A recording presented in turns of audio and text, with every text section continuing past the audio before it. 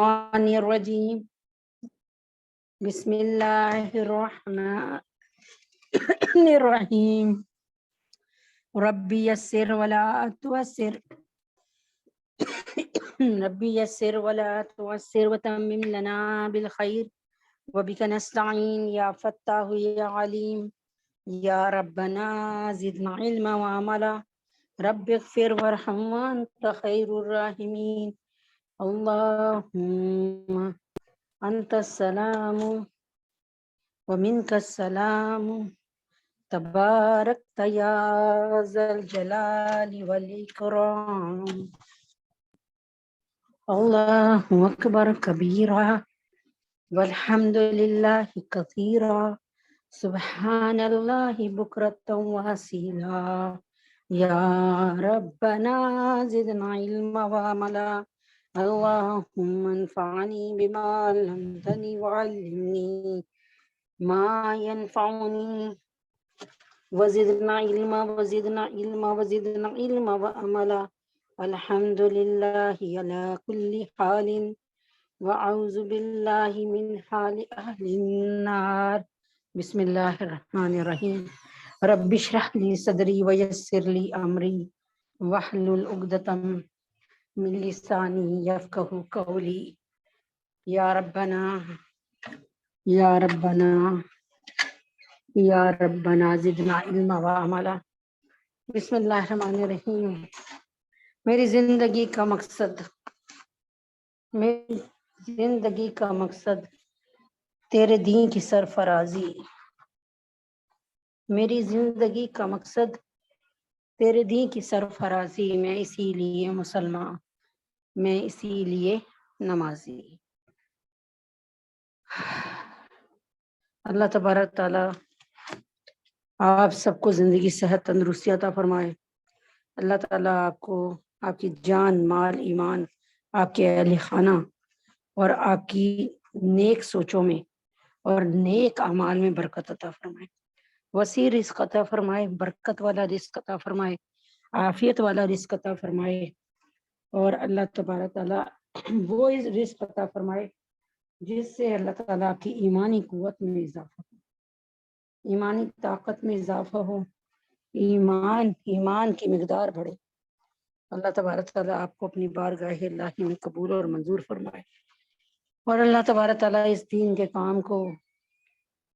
اس دین کے کام کو قبول فرمائے منظور فرمائے اللہ تبارک تعالیٰ ہمارے علم و عمل میں برکت عطا فرمائے اور اللہ تبارک تعالیٰ جو پریشانیاں جس کے ساتھ چل رہی ہیں ظاہر ہے جس کو دیکھو کہیں نہ کہیں سے پریشان ہے تو جو پریشانیاں جس کے ساتھ چل رہی ہیں اللہ ان کی پریشانیوں کو اب دور فرما دے چھوٹی سی زندگی ہے لیکن پہاڑ جیسی لگنے لگتی ہے جب پریشانیاں آتی ہیں تو زندگی زندگی سے تنگ انسان اپنی زندگی سے تنگ پڑ جاتا ہے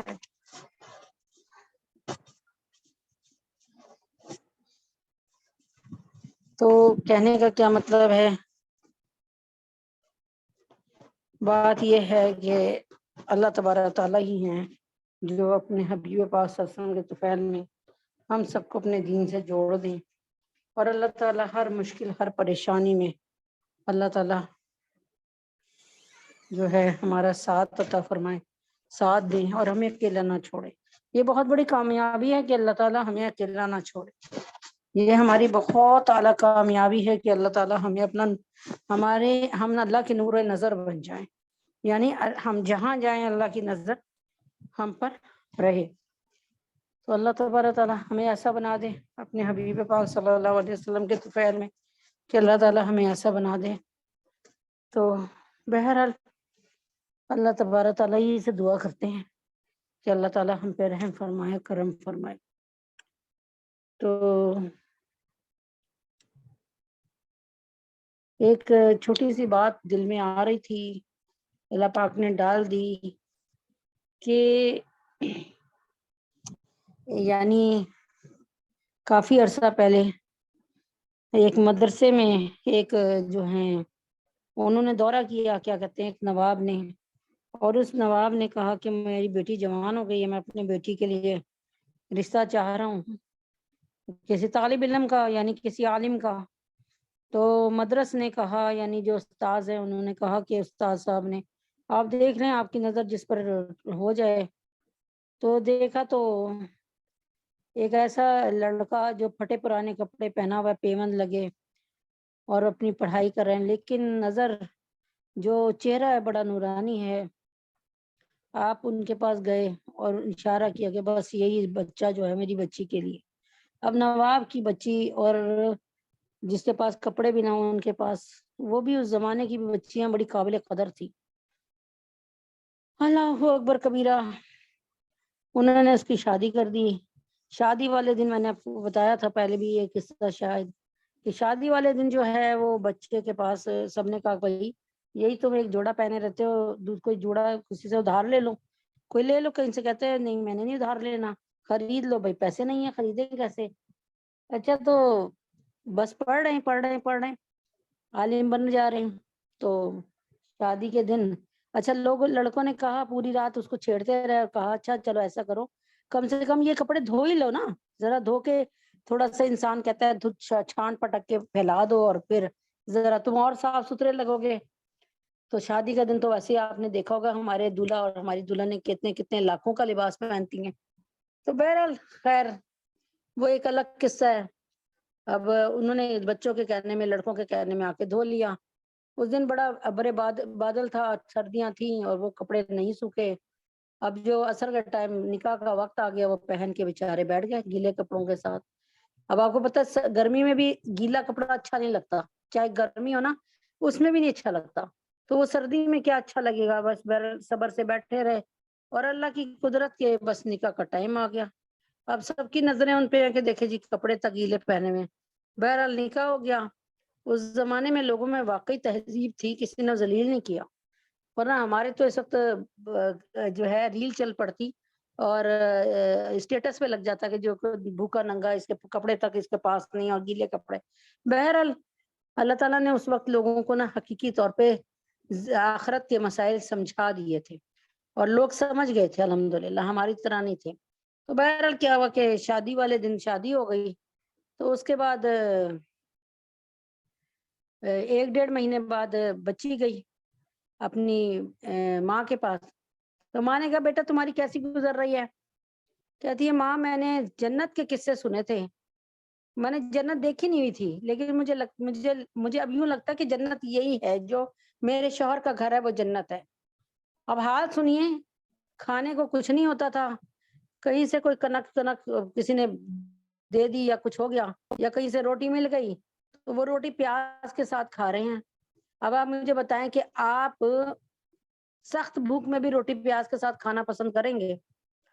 تو یہ اسی طرح سے شب و روز گزرے، کھانے کو نہیں ہے، کپڑے نہیں ہیں، لیکن وہ بچی کیا کہہ رہی ہے، امی مجھے یوں لگتا ہے کہ جو لوگ کہتے ہیں نا جنت، تو جنت یہی ہے کہ میرے میاں کا گھر میرے لیے جنت ہے۔ تو اللہ تبارک تعالیٰ کے حکم سے یہ کون تھے؟ یہ تھے اچھا پھر ایک وقت آیا ان کے گھر سے لنگر چل پڑے، اللہ نے ان کے تقوی کو اور صبر کو ایسا قبول کیا، وہ کہتے ہیں نا الطعیم الشاکر کالصائم الصابر، کھانا کھا کر، روٹی کھا کر شکر ادا کرنے والا ایسے جیسے روزہ رکھ کر صبر کرنے والا، یعنی اللہ کو شکر بہت پسند ہے۔ اور اس کی وجہ سے ایسا ہوا کہ اب ان کے گھر سے سبیل لگ گئی، لوگ آ کے کھانا شروع ہو گیا، اللہ نے اتنا دے دیا۔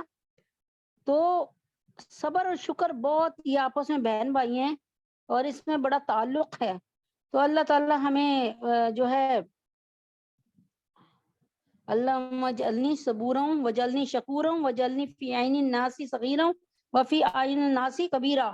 اے اللہ تعالیٰ مجھے صبر کرنے والا بنا دے، شکر کرنے والا بنا دے، مجھے اپنی نگاہ میں گرا ہوا بنا دے اور مجھے لوگوں کی نظر میں بڑا بنا دے۔ حدیث پاک کا مفہوم ہے جو میں نے بتایا، ایک دعا ہے، تو جو یہ دعا لینا چاہے وہ لے لے۔ تو اللہ تعالیٰ مجھے لوگوں کی نظر میں بڑا بنا دے اور اپنی نظر میں مجھے گھٹیا بنا دے۔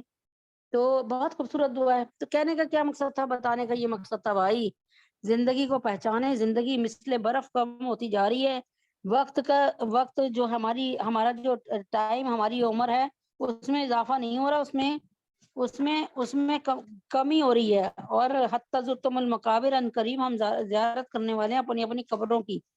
یعنی میں تو اپنے لیے یہی کہتی ہوں کہ انقریب زیارت ہونے والی ہے بھائی، لیکن پلے کچھ نہیں ہے کہ اللہ تعالیٰ کی پاس جائیں گے کیسے، یہ کوئی پلے نہیں ہے، اللہ رحم کرے۔ اعوذ باللہ من الشیطان الرجیم، بسم اللہ الرحمن الرحیم۔ کریم کے کرم کا تقاضا یہی ہے کہ پس جبکہ وہ یاد کرنے والوں کی طرف یاد کرنے میں دوام ہوتا ہے، تو پاک آقا کی طرف سے توجہ اور نزول میں دوام ہوتا ہے۔ یعنی وہ کہتے ہیں کہ اگر ہم اللہ تعالیٰ کو پہچان لیں گے تو پھر اللہ تعالیٰ کی توجہ اور جو اللہ تعالیٰ کی نظر کرم ہے نا، وہ خاص ہم پہ رہے گی۔ کلام الہی چونکہ سراسر ذکر ہے اور اس کی کوئی آیت ذکر و توجہ اللہ سے خالی نہیں، اس لیے یہی بات اس میں پائی جاتی ہے، مگر اس میں ایک خصوصیت یہ ہے، خصوصیت زیادہ ہے جو ذاتی تقرب کا سبب ہے۔ یعنی ہم ذکر کریں گے، جیسے میں کر رہی ہوں، ایک مثال ہے، میں کہوں اللہ آپ بہت بڑے ہیں، اللہ آپ بہت نیک ہے، مطلب بڑے ہیں، اللہ آپ بہت بزرگ ہیں، اللہ آپ بہت تعریف کے قابل ہیں، لیکن یہی میں قرآن شریف کے کہہ لوں کہ سبحان اللہ و بحمدہ سبحان اللہ العظیم، یا میں کہہ دوں کہ کیا ہے، هو اللہ الذی لا الہ الا هو عالم الغیب والشہادۃ هو الرحمن الرحیم۔ یعنی میں اللہ تعالیٰ کی قرآن کے مطابق تعریف کرتا ہوں تو اللہ کو بہت پسند آئے گی، کیونکہ قرآن اللہ کا کلام ہے۔ تو اس سے ہمارے دلوں میں تکبر نہیں پیدا ہوگا۔ جب ہم اللہ تبارک تعالیٰ کا قرب قرآن کے ذریعے حاصل کریں گے تو اللہ تعالیٰ کے حکم سے ہمیں اللہ نے چاہا تکبر نہیں پیدا ہوگا۔ یہی وجہ کہ فارسی اور انگریزی زبانیں ہونے میں دونوں برابر ہے، لیکن جو ہے اچھا جی، یعنی ہیں تو زبانیں، لیکن ہیں کیا، فرق ہیں، کیونکہ کلام میں ہمیشہ متکلم کے تاثرات پائے جاتے ہیں۔ یعنی جب ہم کسی کا کلام پڑھتے ہیں تو ہمیں پتہ چلتا ہے کہ شاعر، یہ مصنف، یہ رائٹر کیسا ہے، ہمیں اس کا ذہن پڑھنے کا موقع ملتا ہے۔ اس لیے کلام الہی کے تکرار اور ورد سے اس کے متکلم کے اثرات کے پیدا ہوتے ہیں۔ جب ہم بار بار قرآن پڑھتے ہیں تو ہمارے ذہن میں آ جاتا ہے کہ اس قرآن کا جو بنانے والا ہے وہ کتنا زبردست ہوگا، اور پھر ہمارا تعلق اللہ سے بڑھ جاتا ہے۔ ٹھیک ہے، یہ ایک نئی بات آپ لوگوں کو مل رہی ہوگی۔ اس لیے کلام الہی کے تکرار و ورد سے اس کے متکلم کے اثرات کا پیدا ہونا، یعنی جو ہم سے کلام کر رہا ہے اور یہ باتیں بتا رہے ہیں، اس کی محبت دل میں پیدا ہو رہی ہے، یقینی ہے یہ نیز ہر اچھا۔ اب جب کوئی شخص قرآن مجید کی تعریف کرتا ہے یعنی لکھتا ہے اس کو، تو فطرتاً اس کی طرف التفات، اور تو وہ کیا ہوتا ہے، اس کی پوری توجہ اللہ کی طرف ہو جاتی ہے۔ حق تعالیٰ جل شانہ کے کلام کا ورد رکھنے والے کی طرف حق سبحانہ تقدس کی ذاتی توجہ بھی اچھا۔ اب کیا ہوتا ہے کہ جب ہم اللہ تعالیٰ کے قرآن پڑھتے ہیں، اللہ تعالیٰ کی کتاب پڑھتے ہیں، تو کیا ہوتا ہے کہ اس سے اللہ تعالیٰ کا، اور ہم اس کو لکھتے ہیں، اس کی بائنڈنگ کراتے ہیں، اس کو پرنٹ کراتے ہیں، اس کو اچھا لکھتے ہیں، اس سے کیا ہوتا ہے، اللہ تعالیٰ کا قرب خاص ملتا ہے ہمیں۔ حضرت انس رضی اللہ عنہ نے آپ جناب صلی اللہ علیہ وسلم کا ارشاد نقل کیا ہے کہ حق تعالیٰ جل شانہ کے لیے لوگوں میں سے بعض لوگ خاص گھر کے لوگ ہیں۔ صحابہ نے عرض کیا وہ کون لوگ ہیں؟ فرمایا قرآن شریف والے کہ وہ اللہ کے اہل ہیں اور خواص ہیں۔ یعنی کتنی خوبصورت بات ہے کہ انس رضی اللہ عنہ نے آپ جناب صلی اللہ علیہ وسلم کا ارشاد نقل کیا ہے کہ حق تعالیٰ جل شانہ کے لیے لوگوں میں سے، لوگ تو بہت سے ہیں، بعض لوگ خاص گھر کے لوگ ہیں، یعنی خاص لوگ ہیں اللہ کے۔ صحابہ نے عرض کیا وہ کون لوگ ہیں؟ فرمایا قرآن شریف والے ہیں کہ وہ اللہ کے اہل ہیں، جو قرآن شریف پڑھتا ہے، اس پر عمل کرتا ہے، وہ اللہ کے اہل خانہ میں سے ہے، اور یہی اس کی سب سے بڑی کوالٹی ہے۔ یہی اب میں کہہ دوں کہ بھئی یہ تو اس وقت صدر جو ہے نا، یہ اس کے گھر میں رہتا ہے، یہ صدر کا بھائی ہے، یا یہ صدر کے گھر میں نوکری کرتا ہے، تو خود بخود ہی لوگوں کو پتہ چل جائے گا کہ اگر ہمیں صدر سے کوئی کام نکلوانا ہے تو یہ یعنی اس کا بڑا رتبہ ہے، یہ صدر کا نوکر ہے، تو پھر ہم اس سے آرام سے کام نکلوا سکتے ہیں۔ تو اب آپ سوچ لیں کہ قرآن والے وہ لوگ ہیں جو ہر وقت کلام پاک میں مشغول رہتے ہیں، اس کے ساتھ خصوصیت رکھتے ہیں اللہ رب العزت سے اور قرآن سے، ان کا اللہ کے اہل اور خاص ہونا ضروری ہے۔ چنانچہ یہ کیا ہے، اللہ تعالیٰ کے، ہم کہتے ہیں آل اللہ، اللہ والے ہیں۔ واضح ہو گیا کہ جب یہ ہر وقت کلام پاک میں مشغول رہتے ہیں تو اللہ تعالیٰ کی لطف و کرم کی بارش بھی ان پر ہوتی رہتی ہے، برسات بھی ان کی ہوتی رہتی ہے۔ اللہ تعالیٰ ان کو اپنی نظر خاص میں لے لیتے ہیں، اللہ تعالیٰ ان کو نور نظر بنا لیتے ہیں، ان کی طرف متوجہ رہتے ہیں. جو لوگ ہر وقت اور جو لوگ ہر وقت کے پاس رہنے والے ہوتے ہیں، جو ہر وقت پاس رہتے ہیں، وہ کیا ہوتا ہے؟ وہ اہل اور خاص ہوتے ہیں. یعنی وہ کہتے ہیں نا گھر والے ہو جاتے ہیں. کس قدر بڑی فضیلت ہے کہ فضیلت ہے کہ ذرا سی محنت اور مشقت سے اللہ والے بنتے ہیں، اللہ کے اہل شمار ہوتے ہیں، یعنی اللہ کے گھر والوں میں سے. اور اس کے خاص ہونے کا شرف حاصل ہوتا ہے، یعنی خاص ہو جاتے ہیں کہ اللہ سے ڈائریکٹ تعلق ہے اس کا. دنیاوی دربار میں صرف داخلے کی اجازت ہے، ممبروں میں صرف شمول کے لیے کس قدر جانی اور مالی قربانی کی جاتی ہے، ووٹروں کے سامنے خوشامد کرنی پڑتی ہے، ذلتیں برداشت کرنی پڑتی ہیں، اور اس سب کو کام کو سمجھا جاتا ہے، لیکن قرآن شریف کی محنت کو بیکار سمجھا جاتا ہے. اللہ اکبر، اللہ غنی. حضرت محمود غزنوی رحم اللہ نے جب غالباً 17 دفعہ حملے کیے تھے نا، 16 دفعہ حملے کیے، تو سومناتھ کا مندر نہیں ٹوٹتا تھا. یعنی اس کو سومناتھ کے مندر کو بچانے آ جاتے تھے. 16 دفعہ ناکامی ہوئی. حضرت محمود غزنوی رحم اللہ کو اللہ کمی پیشی کو معاف کرے. یہ کوئی قرآن کی بات نہیں ہے، ایک قصہ ہے. کوئی قصہ کہیں کیسے بیان ہوتا ہے، سب کا لب لباب ایک ہی ہوتا ہے. تو وہ حضرت کیا کہتے ہیں 16 دفعہ حضرت محمود غزنوی نے حملہ فرمایا سومناتھ کے مندر میں، اور یہ توڑنا ضروری تھا سومناتھ کا مندر. لیکن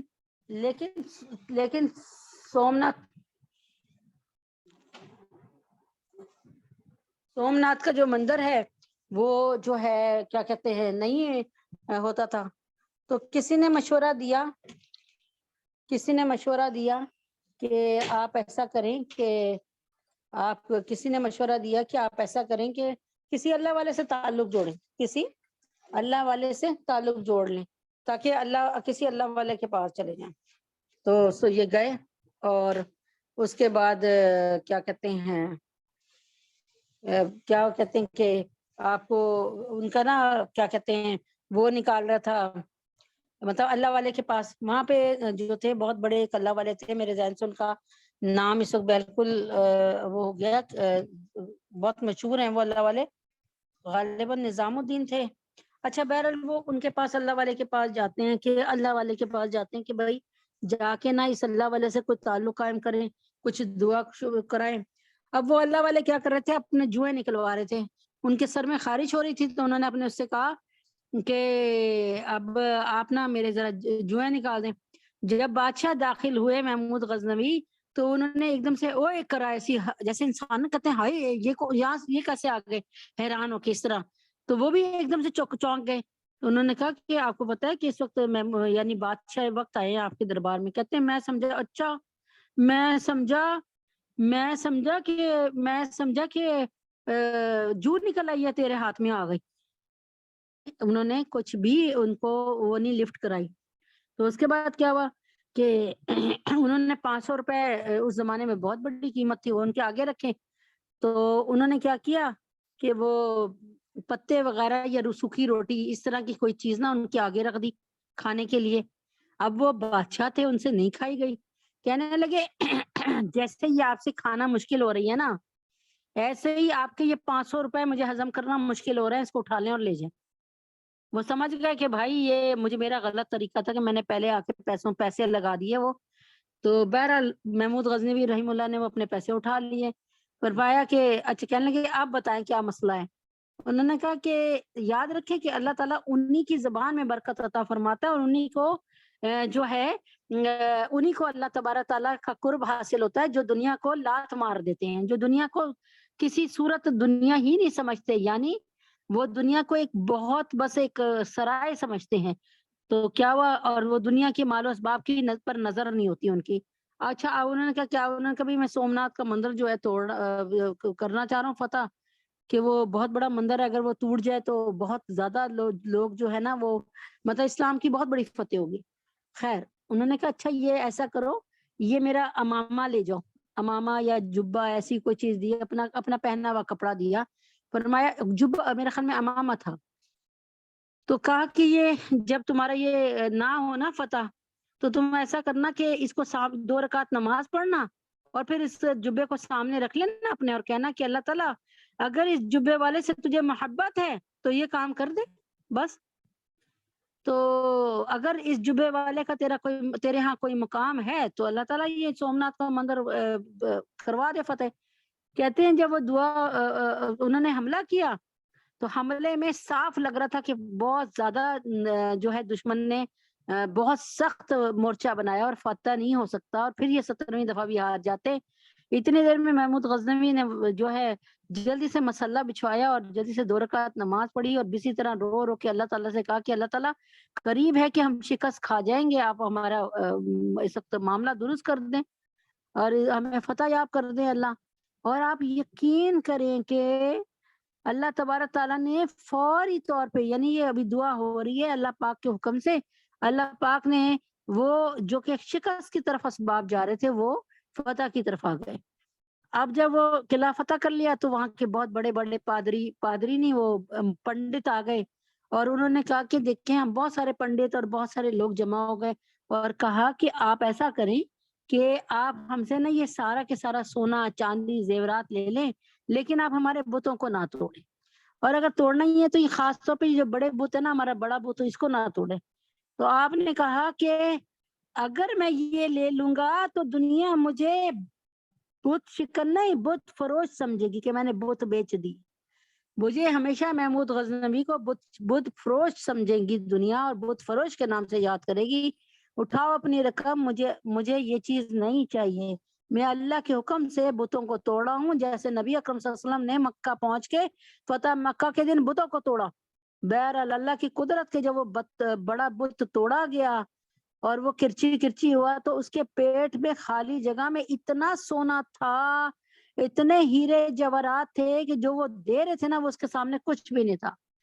تو کہنے کا کیا مطلب ہے کہ بھائی جب لوگ اللہ سے جڑتے ہیں تو بظاہر ان کو گھاٹا لگ رہا ہوتا ہے, جیسے اب محمود غزنوی ان کو کتنا کچھ مل رہا تھا لیکن انہوں نے اللہ کے حکم کو پکڑ لیا اور یہ بظاہر نقصان کر لیا اپنا کہ وہ اتنا سونا چاندی دے رہے تھے, لیکن جب انہوں نے اللہ کے حکم کو پکڑا تو پھر اللہ پاک نے ان کو مال و مال کر دیا, الحمدللہ رب العالمین. تو دنیا کی آج بھی ہماری کتابوں میں اور آج بھی ہمارے اس میں ایک بت فروش کی حیثیت سے نہیں بلکہ بت شکن کی حیثیت سے محمود غزنوی کا جو ہے نام لیا جاتا ہے. اور اللہ تعالیٰ ہمیں پھر سے اپنے حبیب پاک صلی اللہ علیہ وسلم کے طفیل میں صلاح الدین ایوبی, محمود غزنوی, طارق بن زیاد, محمد بن قاسم, خالد بن ولید, عمر فاروق رضی اللہ تعالیٰ عنہ جیسے اللہ تعالیٰ سعد بن ابی وقاص جیسے لیڈر عطا فرما دے, آمین یا رب العالمین. اچھا جی, نماز کے مسئلے چل رہے تھے. نماز اعوذ باللہ من الشیطان الرجیم بسم اللہ الرحمن الرحیم. عورتوں کی نماز جو ہے وہ الحمدللہ رب العالمین اس کو ہی لے کے چل رہے تھے کہ اس دن میں نے آپ کو عورتوں کی نماز کا بتایا تھا اور آج اسی عورتوں کی نماز کو آگے لے کے چلتی ہوں انشاءاللہ تعالی. اب آپ کو پتہ چل جائے گا کہ انشاءاللہ تعالی کہ عورتوں کی صحیح والی نماز کیسے پڑھنی چاہیے. تو بس اللہ تبارک تعالی ہمیں سب کو مسئلوں کو سمجھنے کی توفیق عطا فرمائے, سمجھانے کی توفیق عطا فرمائے.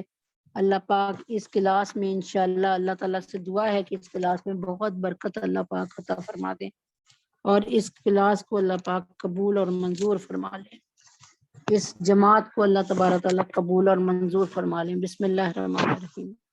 نماز شروع کرتے ہوئے پہلے اس کو دہرا لیتے ہیں کہ یہ باتیں یاد رکھیے, ان پر عمل کیجیے. خواتین کا نماز کا طریقہ کہ آپ کا رخ قبلے کی طرف ہونا چاہیے. آپ کو یہ فرائض ہیں, آپ کو سیدھا کھڑا ہونا چاہیے. آپ کی نظر سجدے کی جگہ پہ ہونی چاہیے, جہاں پر آپ سجدے میں جائیں گے نا اتنا سیدھا کھڑے ہو اور آپ کی نظر آپ کی سجدے کی جگہ پہ ہو. جب آپ کھڑے ہوں قیام میں گردن کو جھکا کر تھوڑی سینے سے لگا لینا مکروہ عمل ہے, یعنی بالکل آپ نے اپنے سر کو جھکا لیا اور آپ کی گردن جو ہے تھوڑی وہ سینے سے لگ گئی, غلط. اور بلا وجہ سینے کو جھکا کر کھڑا ہونا بھی درست نہیں ہے اور نہ پیچھے کی طرف سر پھینک کے درست ہے, بلکہ سیدھا کھڑا ہونا. لہذا اس طرح سیدھی کھڑی ہو کہ نظر سجدے کی جگہ پہ رہے۔ ایک طریقہ بھی بتا دیا، جب نظر سجدے کی جگہ پہ آئے گی وہ آپ کا مطلب یہ ہے کہ وہی صحیح جگہ ہے جہاں پہ آپ سجدے میں جائیں گی نا جا نماز پہ، اس جگہ پہ آپ کی نظر رہے، آپ کے پاؤں کی انگلیوں کا رخ بھی قبلے کی جانب رہے اور دونوں پاؤں سیدھے سیدھے قبلہ رخ رہے۔ پاؤں کو دائیں بائیں ترچھا رکھنا خلاف سنت ہے، دونوں پاؤں قبلہ رخ ہونا چاہیے۔ کئی لوگ ایسے چلتے ہیں نا، ایک پاؤں دائیں، دائیں پاؤں دائیں طرف کافی، بائیں پاؤں بائیں طرف، میں نے کئی لوگوں کو دیکھا۔ دونوں پاؤں کے درمیان مناسب فاصلہ مثلا 4 انگلی جتنا ہونا چاہیے، نہ بہت اس سے زیادہ ہونا چاہیے نہ اس سے کم ہونا چاہیے۔ کسی موٹی اور بڑی چادر سے اپنے سارے جسم کو اچھی طرح ڈھانک لیجئے، جس میں سر، سینہ، بازو، پنڈلیاں، مونڈے، گردن وغیرہ سب ڈھکے رہیں۔ ہاں اگر چہرہ یا قدم یا گٹوں تک ہاتھ کھلے رہیں تو نماز ہو جائے گی، کیونکہ یہ تینوں چیزیں اس کے سطر سے باہر ہیں، یہ تینوں چیزیں مستثنیٰ ہیں، اور اگر یہ بھی ڈھکی رہیں تب بھی نماز ہو جائے گی۔ نماز کے لیے ایسا باریک دوپٹہ استعمال کرنا جس میں سر، گردن، حلق اور حلق کے نیچے کا بہت سا حصہ نظر آتا رہے، اس طرح بازو، کونیاں اور کلائیاں نہ چھپیں یا پنڈلیاں کھلی رہیں، اور بازو کھلے رہیں یا کونیاں کھلی رہیں یا کلائیاں کھلی رہیں یا پنڈلیاں کھلی رہیں تو ایسی صورت میں نماز بالکل ہی نہیں ہوگی، کیونکہ سطر پوری طرح ڈھکا نہیں، سطر کو ڈھانکنا فرض ہے نماز کا۔ لہذا نماز کے دوران عورتوں میں نماز کے دوران صرف عورتوں کو چہرہ نظر آنا چاہیے جس میں بال نظر نہ آئے، کسی بھی سر کے بال، اور دوسری چیز کیا ہے چہرے کے ساتھ کیا کہ اس کے بعد صرف ہاتھ نظر آئے، ہاتھ سے اوپر کا حصہ نظر نہ آئے، اور تیسری چیز کیا ہے پیر نظر آئے، وہ جو ہوتے ہیں نا پیروں کے ٹخنے یا گٹے وہ نظر نہ آئے۔ اس مقصد کے لیے موٹا دوپٹہ استعمال کریں۔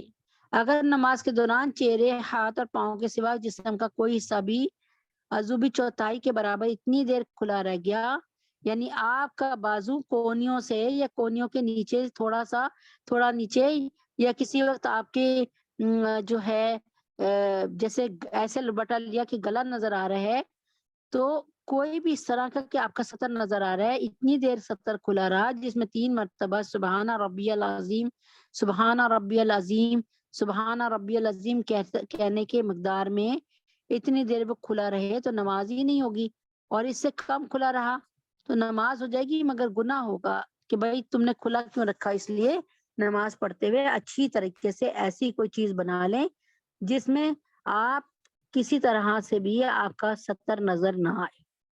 نماز شروع کرتے ہوئے دل میں نیت کر لیں کہ میں فلاں نماز پڑھ رہی ہوں۔ زبان سے نیت کے الفاظ کہنا ضروری نہیں ہے، یہ کہنا ضروری نہیں ہے پڑھ دیا میں نیت، یعنی جیسے کہتے ہیں نا میں نیت کرتی ہوں، میں 2 رکعت نماز پڑھتی ہوں واسطے اللہ تعالیٰ کے، منہ میرا کعبہ شریف کے، اللہ اکبر، یہ کہنا ضروری نہیں۔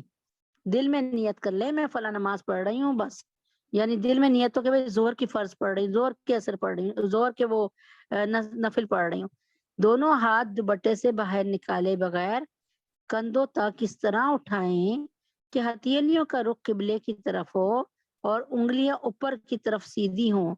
خواتین کانوں تک ہاتھ نہیں اٹھائیں گی، مرد کانوں تک ہاتھ اٹھائیں گے۔ خواتین جو ہیں وہ کافی نیچے ہی رکھ لیں گی، یعنی خواتین کانوں تک ہاتھ نہ اٹھائیں بلکہ کیا کریں ہتھیلیوں کا رخ قبلے کی طرف اور انگلیاں اوپر کی طرف سیدھی ہوں بس۔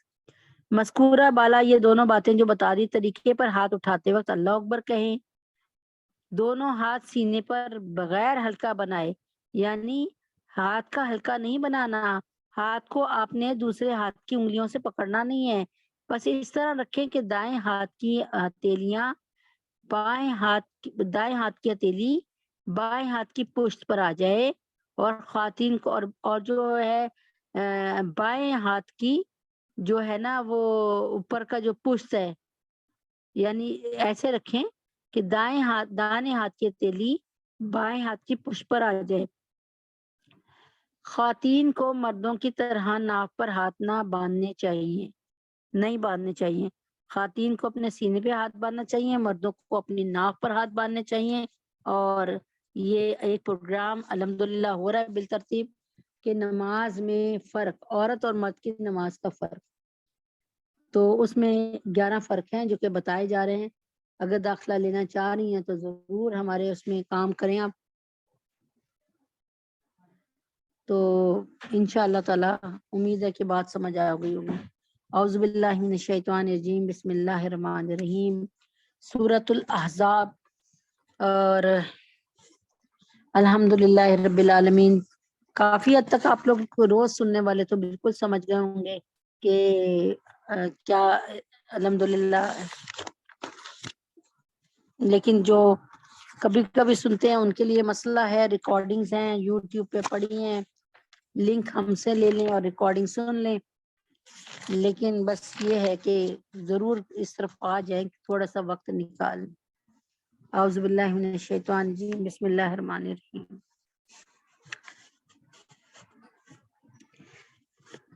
وَإِذْ تَقُولُ لِلَّذِي أَنْعَمَ اللَّهُ عَلَيْهِ وَأَنْعَمْتَ عَلَيْهِ أَمْسِكْ عَلَيْكَ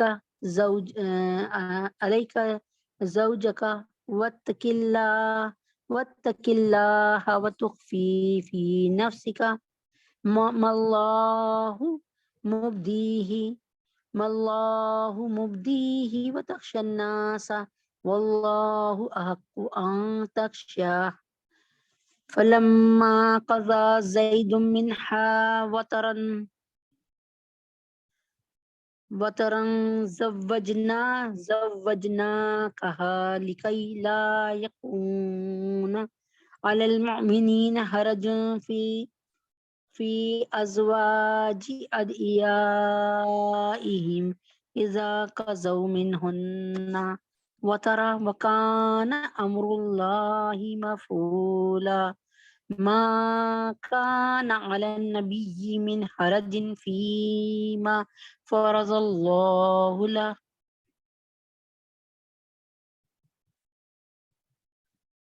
سنة الله في الذين خلوا من قبل وَكَانَ أَمْرُ اللَّهِ قَدَرًا مَقْدُورًا. وَكَانَ أَمْرُ اللَّهِ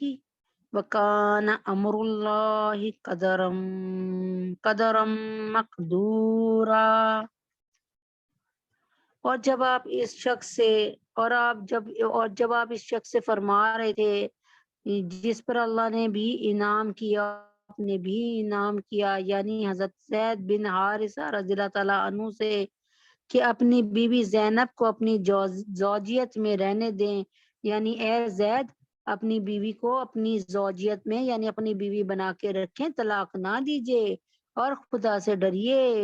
اور اپنے دل میں وہ بات بھی چھپائے ہوئے تھے، یعنی اپنے دل میں وہ بات بھی چھپائے ہوئے تھے جس کو اللہ تعالیٰ نے یعنی نبی اکرم صلی اللہ علیہ وسلم کے متعلق ہے کہ اپنے دل میں وہ بات بھی چھپائے ہوئے تھے جس کو اللہ تعالیٰ آخر میں ظاہر کرنے والے تھے.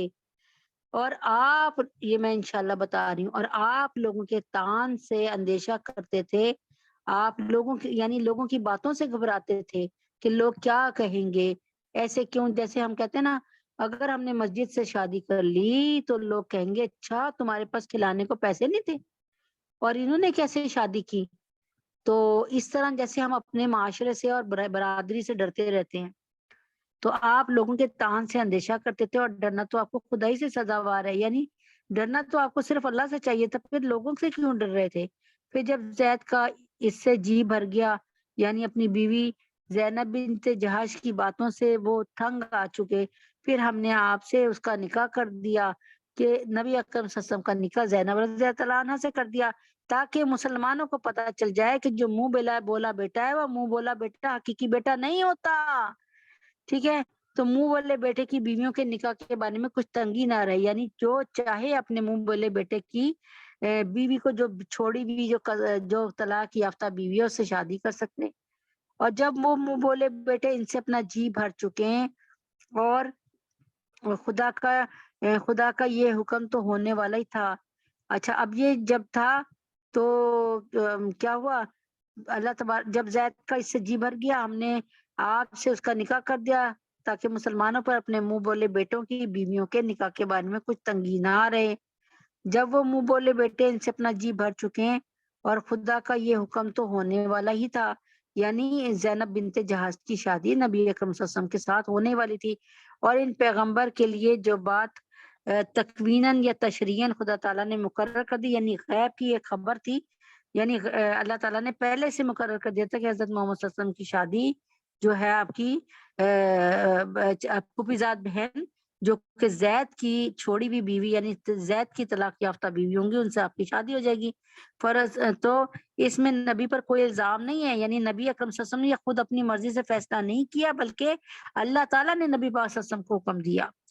تو اللہ تعالیٰ نے ان پیغمبروں کے حق میں بھی یہی معمول کر رکھا ہے جو پہلے ہو گزرے ہیں، یعنی اللہ تعالیٰ ہر پیغمبر یعنی کوئی پیغمبر بھی اپنی مرضی کسی معاملے میں نہیں کرتا، بلکہ وہ حکم ربی کا محتاج رہتا ہے۔ جب حضرت محمد جب جتنے بھی پیغمبر دنیا میں آئے انہوں نے من چاہی زندگی نہیں، ہمیشہ کے لیے رب ہر قدم پہ رب چاہی زندگی گزاری، اور جو پہلے ہو گزرے ہیں وہ بھی ان کا بھی یہی تھا کہ وہ بھی اللہ تعالیٰ کے بہت فرما بردار تھے، اور اللہ کا حکم تجویز کیا ہوا پہلے سے ہوتا ہے، یعنی اللہ تعالیٰ نے پہلے ہی ساری پلاننگ کر کے رکھی ہوتی ہے، یہ نہیں ہو رہا ہوتا کہ فٹافٹ اسی وقت کر رہے ہوتے ہیں، بلکہ اللہ تبارک تعالیٰ نے جو کچھ کرنا ہے اس کو لوح محفوظ میں لکھ کر رکھ لیا ہے۔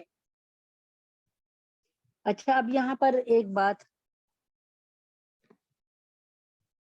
آپ جناب صلی اللہ علیہ اچھا اب یہ ہوا کہ جب زید رضی اللہ تعالیٰ عنہ نے طلاق دے دی اپنی بیوی کو، ان کی آپس میں ذہنی طور پہ انڈرسٹینڈنگ نہیں ہو سکی، کیونکہ اللہ تعالیٰ نے چاہا، اللہ تعالیٰ کے نبی نے چاہا، اور نبی تب چاہتا ہے جب اللہ چاہتے ہیں کہ زید کی شادی، جو کہ زید رضی اللہ عنہ ان کے پہلے غلام تھے پھر آزاد کر دیے گئے، لیکن تھے تو غلام ہی نہ بیسیکلی، تو ان کی شادی حضرت زینب بنت جہاز جو کہ نبی پاک صلی اللہ علیہ وسلم کی پیاری پھوپھی جان کی بیٹی تھی، اور یعنی آپ جناب صلی اللہ علیہ وسلم کی کزن تھی، ان کے ساتھ حضرت زید کی شادی جو ہے اللہ تعالیٰ کے نبی نے یہ پسند کیا کہ ان کے ساتھ جو ہے شادی ہو جائے زینب رضی اللہ تعالیٰ عنہ کی، لیکن زینب رضی اللہ تعالیٰ عنہ کے دل میں یہ بات تھی کہ یہ تو غلام ہے اور میں تو غلام نہیں ہوں، میں تو سادات میں سے ہوں، میں تو نبی پاک صلی اللہ علیہ وسلم کے خاندان میں سے ہوں، یعنی سب سے بڑا حسب نسب ہے، آپ کو پتہ نا سیدوں کا۔ تو اس موقع پہ آن وسلم کو خیال آیا کہ اگر ناچار ہو کے زید چھوڑ ہی دیں گے تو زینب کی دل جوئی اور قدر افزائی، یعنی پھر زینب کے ساتھ کیا ہوگا اگر ان کو وہ چھوڑ دیں گے، تو قدر افزائی کیے بغیر اس کے ممکن نہیں کہ میں خود ان سے نکاح کر لوں، میرا ان سے نکاح میرا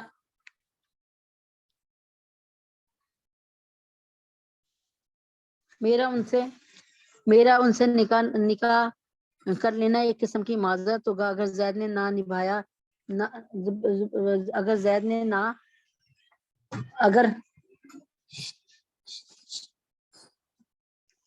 نے نہ نبھایا تو نہ صحیح میں تمہیں نبھاؤں گا، مگر اس خیال کے ساتھ آپ کو یہ بھی اندیشہ ہوا کہ مخالفین میری طرف سے غلط اور جھوٹے چرچے کریں گے اور کہیں گے کہ میرے بیٹے کی یعنی میری نظر میری بہو پہ تھی، اور کہیں گے کہ لو جی بیٹے کی بیوی سے شادی کر لی، اس طرح لوگوں کو میری طرف سے بدظن کرنے کی کوشش بھی کریں گے، اور یعنی مسلمانوں کو مجھ سے جو ہے دور کرنے کی کوشش کریں گے، اور کہیں گے تمہارا نبی ایسا تمہارا نبی ایسا، اور اسلام کو اس بہانہ بدنام کرنے کی بھی کوشش کریں گے۔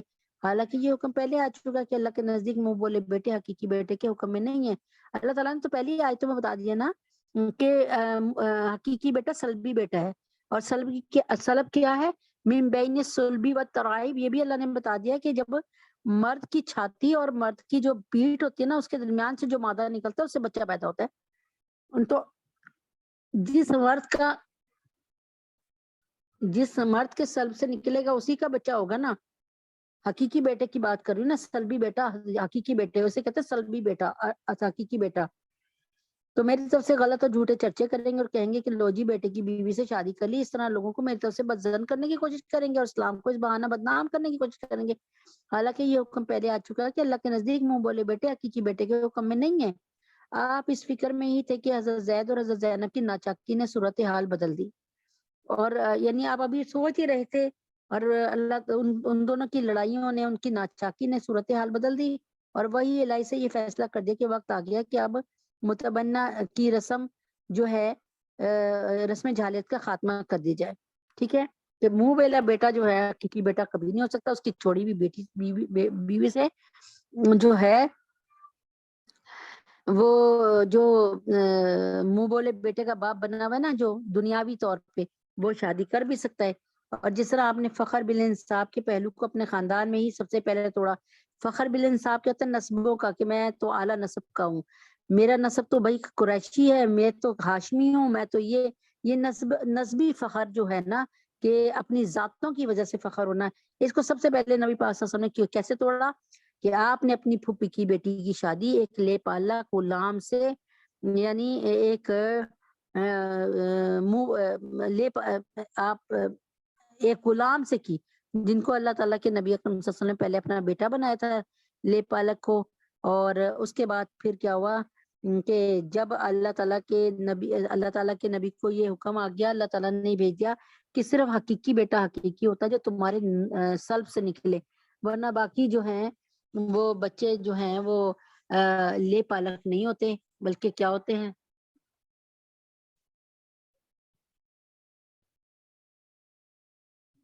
تو پھر کیا ہوا کہ تو یہاں پہ اللہ تعالیٰ نے یہ رسم جو توڑوائی، یہ ایک رسم بد کا خاتمہ کروایا نبی اکرم صلی اللہ علیہ وسلم کے ہاتھوں سے.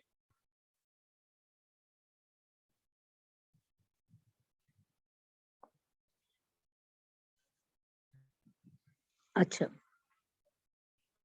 آپ نے یعنی نسب، اپنے نسب پر، اپنی ذات پات پر جو فخر ہے اس کو پہلے ختم کیا، کہ اپنی پھوپھیزاد بہن جو کہ ظاہر ہے انہی کی نسل سے تھیں، یعنی انہی کے نسب سے تھیں، ان کی شادی منہ بولے بیٹے کی یعنی اپنے منہ بولے بیٹے کے ساتھ، یعنی زید بن حارثہ کے ساتھ کروائی. ٹھیک ہے، اس طرح زید جب طلاق دے دیں. اچھا، اب کیا ہوا؟ فخر، آپ نے فخر بالانصاب کے پہلو کو اپنے خاندان میں سب سے پہلے توڑا. اس طرح اس منہ بولے بیٹے کی رسم کے توڑنے کی ابتدا بھی خود ذات اقدسی کے عمل سے ہوئی. دو باتیں کی نا آپ نے ایک غلام سے شادی کروا کے اپنی پھوپھیزاد بہن کی، اللہ تعالیٰ کے نبی نے اس فخر کو پہلے خود ہی توڑ دیا. کہ اللہ تعالیٰ کے نبی نے بتایا کہ کوئی کسی کو کسی امیر کو غریب پر، کسی اجمی کو کسی عربی کو کسی اجمی پہ، کسی امیر کو کسی غریب پر، اور کسی جو ہے امیر کو غریب پر، اور کسی اعلیٰ خاندان، یعنی اللہ تعالیٰ کے نزدیک صرف تقوی جو ہے وہ ایک دوسرے سے بڑائی کی بنیاد تقوی ہو سکتی ہے. یعنی جو شخص اللہ کو راضی کر لے، اللہ سے ڈر کے، اللہ کی مان کے چلے، وہ سب سے زیادہ سپیریئر ہے، وہ سب سے زیادہ اعلیٰ ہے. ٹھیک ہے نا؟ تو آپ نے اس بات میں ایک غلام سے شادی کروائی، یعنی اپنے متبنی جو تھے نا، یعنی اپنے منہ بولے بیٹے سے شادی کس کی کروائی؟ اپنی پھوپھی کی بیٹی سے، تاکہ یہ جو ہے نا ذات پات کی قید، اس سے آزاد ہونا چاہیے. آپ نے بتایا کہ سارے انسان ایک جیسے ہیں، کوئی بات نہیں، لیکن اس کے بعد ان لوگوں کی آپس میں دونوں میں نہیں بنی، اور پھر آپ نے اپنے لے پالک بیٹے کی طلاق یافتہ بیوی سے شادی کی، اور یہ دوسری رسم بد کا خاتمہ کیا کہ لے پالک بیٹا حقیقی بیٹا نہیں ہے. اور یعنی اس رسم بد کا خاتمہ کیا کہ ایک اسلام میں متنبع یعنی لے پالک یا منہ بولے بیٹے کا وہ حق نہ سمجھا جائے جو سلبی بیٹوں کا ہے. ٹھیک ہے، سلبی بیٹوں کا حق سب سے زیادہ ہے. آپ کے جو سلبی بیٹے ہیں، آپ کے میاں اور آپ کے تعاون اس سے پیدا ہوئے ہیں، وہی آپ کے حقیقی بیٹے ہیں بس. اور دونوں قسم کے تعلقات میں جو فرق ہے وہ ظاہر کر دیا جائے. دوسرا یہ کہ بتا دی جائے کہ اگر حقیقی بیٹے کی بیوی ہوتی تو کبھی بھی نہ شادی ہو سکتی، لیکن یہ تو ہے منہ بولے بیٹا، یعنی ایسے سمجھ لیں جیسے عام انسان، جیسے جو ہے منہ بولے بیٹے سے، منہ بولا بیٹا ایسے جیسے عام بیٹے جو دنیا کے بیٹے سامنے گزر رہے ہیں، جو ہمارے لیے بالکل غیر ہیں، ہمارے محرم نہیں ہے ویسے. دوسرا یہ کہ منہ بولے بیٹوں کی عورتیں سلبی بیٹوں کی عورتوں کی طرح حرام سمجھی جائیں گی. یعنی منہ بولے بیٹے کی عورتیں جو ہیں وہ سلبی بیٹوں کی طرح حرام سمجھائیں گی۔ اس رسم بد کا بھی خاتمہ کر دیا کہ اگر تو اپنے سگے بیٹے کی چھوڑی ہوئی بیوی ہوتی تو پھر اور بات ہے، یہ تو منہ بولے بیٹے کی بیوی تھی، منہ بولا بیٹا یعنی حضرت زید بن حارثہ کی چھوڑی ہوئی بیوی حضرت زینب بنت جہش تھی۔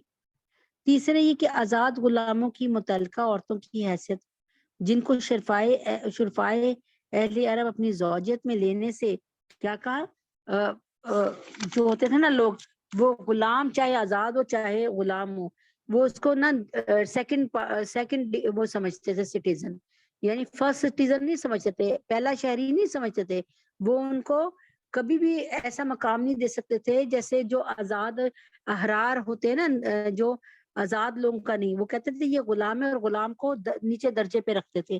اللہ تعالیٰ کے نبی نے اس بات کو بھی ختم کیا، ٹھیک ہے، تو اس رسم بد کا بھی خاتمہ کیا۔ ان کی وہی حیثیت قرار دی جائے جو احرار کی یعنی آزاد عورت کی، احرار کی متعلقہ عورتوں کی ہے، یعنی ان سے بے پس و پیش نکاح کر لیا جائے، سوچنے کی کچھ ضرورت نہیں ہے۔ یہ ایسے ہی ہے جیسے کہ عام کسی انسان کی بیوی جو ہے طلاق یافتہ چھوڑی، اس سے ہم نے شادی کر لی، اسی طرح چنانچہ وہی الہی کی تعمیل میں حضرت زید کے طلاق دینے اور عدت گزر جانے کے بعد حضرت صلی اللہ علیہ وسلم نے حضرت زینب سے نکاح فرما لیا، اور یہ نکاح خود حضرت زینب کے بھائی نے پڑھایا، یعنی عبداللہ بن جہش نے پڑھایا، اور پھر حضرت زینب کے بھائی نے پڑھایا، اور رسول پاک صلی اللہ علیہ وسلم نے مہر 400 درہم کا رکھا اور گوشت روٹی سے دعوت ولیمہ فرمائی۔ جب حضرت زینب سے حضرت صلی اللہ علیہ وسلم کا یہ نکاح ہو چکا تو اس پر منافقین، یہود اور مشرکین نے آپ کے خلاف اعتراضات اور طعن کا طوفان اٹھایا، اور مسلمانوں کے دلوں میں بھی شک اور الجھنیں پیدا کر دی۔ اس لیے ان آیات میں اللہ تبارک تعالیٰ نے تمام شبہات کا ازالہ فرمایا، اور دوسری طرف مسلمانوں کو بھی اور خود نبی اکرم صلی اللہ علیہ وسلم کو بھی بتا دیا کہ ان حالات میں کیا رویہ ہونا چاہیے۔ امید ہے کہ سمجھ آ گئی ہوگی بات کی کہ یہ دو ایسی رسمیں تھیں، اللہ اکبر، جو سب بہت کامن تھیں اور ان کو ختم کرانا ضروری تھا۔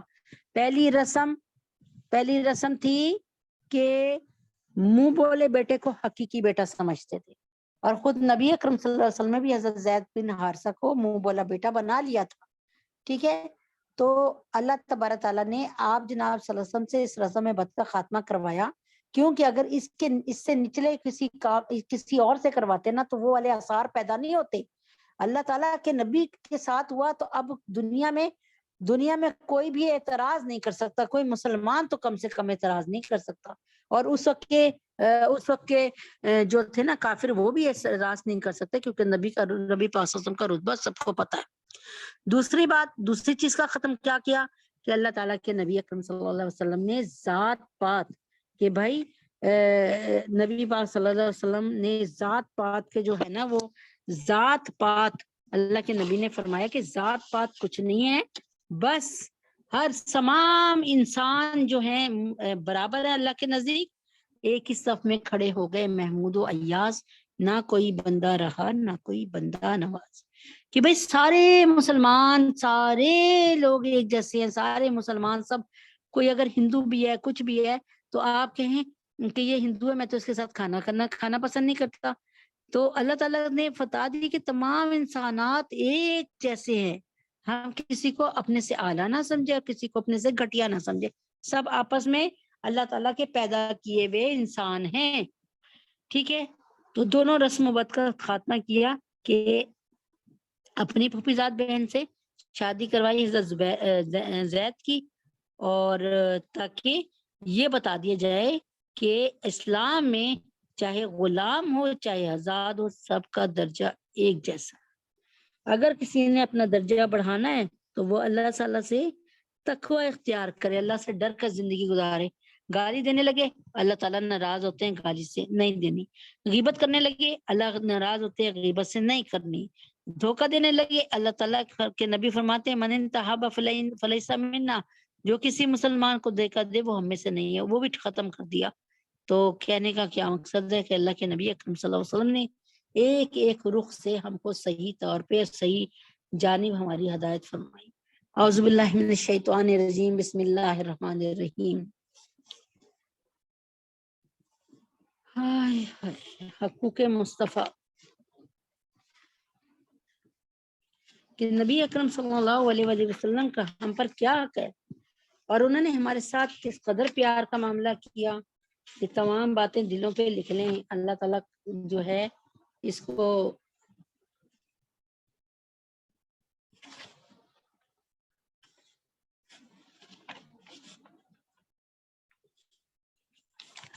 औज़ुबिल्लाहि मिनश शैतानिर रजीम, बिस्मिल्लाहिर्रहमानिर्रहीम। बजा तुमने कहा वो सल्लल्लाहु अलैहि वसल्लम गुंबत अखजर में रहते हैं। बजा तुमने कहा वो सल्लल्लाहु अलैहि वसल्लम गुंबत अखजर में रहते हैं, मगर जलवे तो उनके मेरी चश्मे तर में रहते हैं। जरा गौर से सुनिएगा, मुश्किल तो नहीं है।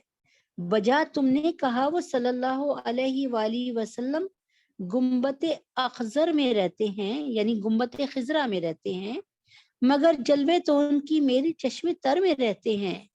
शफक में कहकशा में चांद में सूरज में तारों में, शफक में कहकशा में चांद में सूरज में तारों में, नजर वाले ये कहते हैं कि वो हर मंजर में रहते हैं। नजर वाले ये कहते हैं वो हर मंजर में रहते हैं। जहां हो राबते दिल के वहां दूरी नहीं होती, जहां हो राबते दिल के वहां दूरी नहीं होती। अगरचे वो मदीने में, अगरचे वो मदीने में हम अपने घर में रहते हैं। जहां हो राबते दिल के वहां दूरी नहीं होती, अगरचे वो मदीने में हम अपने घर में रहते हैं। जहाँ रहते हैं आका सल्लल्लाहु अलैहि वसल्लम, जहाँ रहते हैं आका सल्लल्लाहु अलैहि वसल्लम, हाँ यकीनन बाग जन्नत है। जहाँ रहते हैं आका सल्लल्लाहु अलैहि वसल्लम, हाँ यकीनन बाग जन्नत है। वो बीबी आयशा के हुजरा अतहर में रहते हैं। वजह तुमने कहा वो सल्लल्लाहु अलैहि वसल्लम गुंबत अखजर में रहते हैं, मगर जलवे तो उनकी मेरी चश्मे तर में रहते हैं। औज़ुबिल्लाहि मिनश शैतानिर रजीम, बिस्मिल्लाहिर रहमानिर रहीम। अल्लाहु अकबर कबीरा, बिस्मिल्लाहिर रहमानिर रहीम।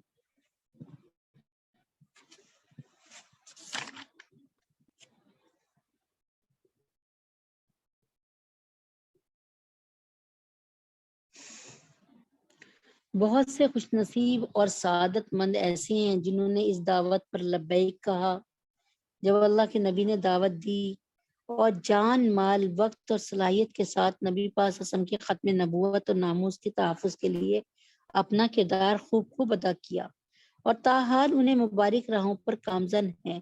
इनमें से एक खुशनसीब का नाम है हज़रत अताउल्लाह शाह बुखारी रहिमहुल्लाह। हज़रत अताउल्लाह शाह बुखारी रहिमहुल्लाह जब जेल में थे और उन्हें पता चला कि उन्हें जब पता चला कि अब उन्हें जो है फांसी की सजा होने वाली है, तो उन्होंने एक काम किया, उन्होंने एक तदबीर सोची। उन्होंने जेल के वार्डन से दोस्ती कर ली, उन्होंने जेल के रखवाले से दोस्ती कर ली, और फिर उनको अपनी प्यार भरी बातों में जो है वो लाकर उनसे कहा कि मुझे कुश्ते ला के खिलाओ, कुश्ते, और उनसे कहा कि किसी तरह कुश्ते का बंदोबस्त कर दो। अल्लाह ताला ने मदद कर दी, वो कुश्ते खाने लगे। किसी ने पूछा आप तो कभी भी जिंदगी में कुश्ते नहीं खाते थे, अब क्यों कुश्ते खा रहे हैं? तो फरमाया मैं सिर्फ इसलिए कुश्ता खा रहा हूँ कि मुझे अल्लाह रब्बुल इज्जत की राह में नबी अकरम सल्लल्लाहु अलैहि वसल्लम के तुफैल में और नबी पाक सल्लल्लाहु अलैहि वसल्लम की खत्म नबूवत की हिफाजत करने की वजह से मुझे फांसी होगी। तो लोग ये ना कहें कि फांसी के डर से सूख कर कांटा हो गया। लोगों को ये पता चलना चाहिए कि मैं और मजीद मोटा हो गया, और मैं खुशी खुशी हजरत मोहम्मद सल्लल्लाहु अलैहि वसल्लम पर आका मदनी पर सर कटाने को तैयार।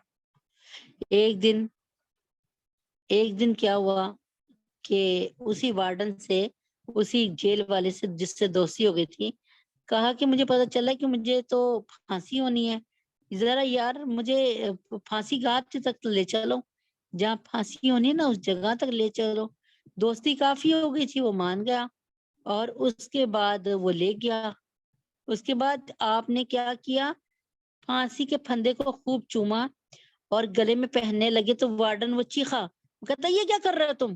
اس نے کہا بے فکر رہو، بے فکر. انہوں نے کہا بے فکر رہو، ایسا کچھ نہیں کروں گا، یعنی تمہاری نوکری پہ جس سے حرف آئے کوئی ایسا کام نہیں کروں گا.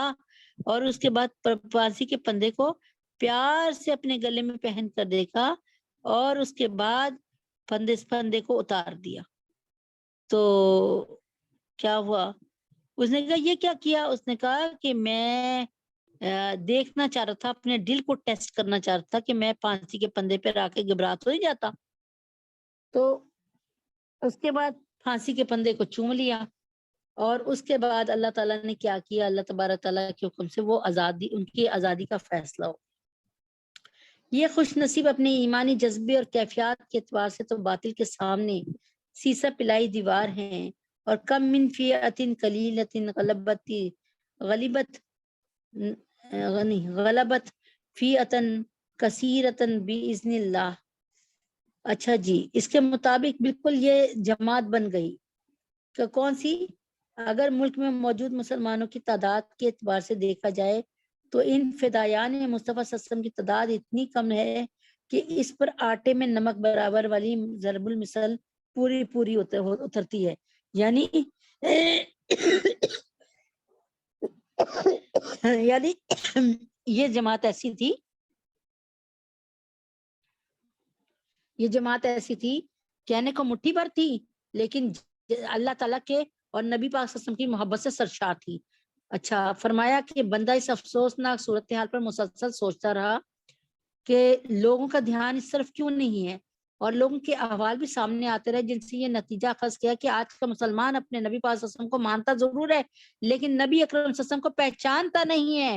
اور عدم پہچان کی بنیاد اور اصلی وجہ رحمت دو عالم صلی اللہ علیہ وسلم کی سیرت اور آپ کے حقوق سے ناواقفیت ہے. اس لیے نبی پاک صلی اللہ علیہ وسلم کا نام تو سن رکھا ہے لیکن ان کی پہچان نہیں ہے. ان کی پہچان تب ہوگی جب ہم اپنے تمام اعمال نبی پاک صلی اللہ علیہ وسلم جیسے کر لیں گے.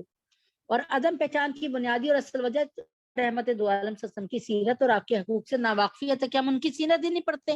اس لیے گزشتہ چند سال سے رحمت دو عالم صلی اللہ علیہ وسلم کی سیرت پڑھنے، سمجھنے کی ضرورت اور افادیت یعنی فائدے کو اور نبی پاک صلی اللہ علیہ وسلم کے امتیوں پر حقوق کے حوالے سے گفتگو کو تحفظ ختم نبوتی کا حصہ قرار دیا گیا. ان بیانات پر لوگوں کے تاثرات سے اندازہ ہوتا رہا کہ اگر مسلمان سیرت طیبہ اور حقوق مصطفیٰ صلی اللہ علیہ وسلم سے آشنا ہو جائیں کہ نبی پاک صلی اللہ علیہ وسلم کا اللہ کے یہاں کیا رتبہ ہے اور ان کی سیرت کیا تھی، مسلمانوں کی سیرت کیا ہونی چاہیے، تو جہاں اس کا کردار بدل جائے گا وہیں حقوق مصطفیٰ کی ادائیگی آسان ہو جائے گی. اور یہی بندے کی دلی چاہت اور تمنا ہے کہ ہر امت اپنے مہربان نبی پاک صلی اللہ علیہ وسلم سے ایسا والہانہ عشق، عاشقانہ اور فدایانہ تعلقات قائم کریں کہ اسے نبی اکرم صلی اللہ علیہ وسلم کے تمام حقوق کی ادائیگی پر اس کو وہ مجبور کر دے. اور حق بھی یہی ہے کہ رحمت دو عالم صلی اللہ علیہ وسلم کے امت پر حقوق صرف اظہار ایمان تک محدود نہیں ہے، بلکہ زبان، دل، اعضاء سب پر حقوق ہے، اور وہ حق ختم نہیں ہو سکتے بلکہ قیامت تک باقی رہیں گے. جیسے کہ حافظ ابن تیمیہ رحمہ اللہ نے فرمایا ہے، اللہ تعالیٰ نے آپ جناب صلی اللہ علیہ وسلم کے کئی حقوق مسلمانوں پہ لازم کیے جن کا تعلق دل، زبان اور اعضاء کے ساتھ ہے.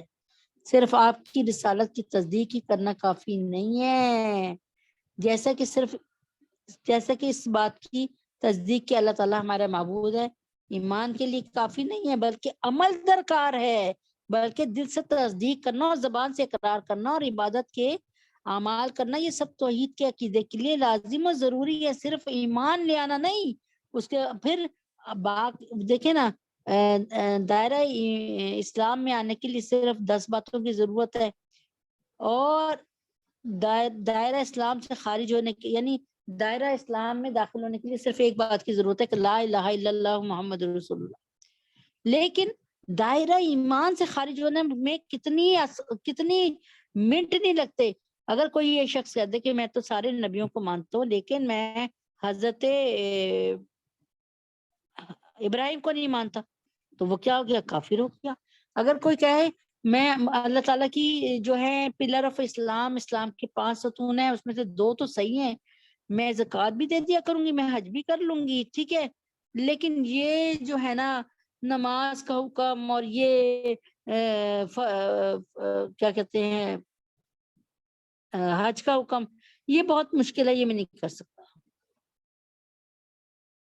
حافظ ابن تیمیہ رحمہ اللہ نے فرمایا کہ یہ حقوق رحمت دو عالم صلی اللہ علیہ وسلم کے وصال مبارک کے بعد اور زیادہ بڑھ گئے اور زیادہ مضبوط ہو گئے، کیونکہ نبی اکرم صلی اللہ علیہ وسلم کی آج بھی اسی طرح اللہ تعالیٰ کے رسول صاحب پاک صلی اللہ علیہ وسلم آج بھی اسی طرح اللہ تعالیٰ کے رسول ہیں جس طرح آج سے 1450 سال پہلے تھے، اور قیامت تک آپ اللہ تعالیٰ کے رسول ہیں، جیسے کہ سورہ جمعہ میں بھی آپ جناب صلی اللہ علیہ وسلم کی قیامت کا ثبوت، ختم نبوت پر ثبوت ملتا ہے۔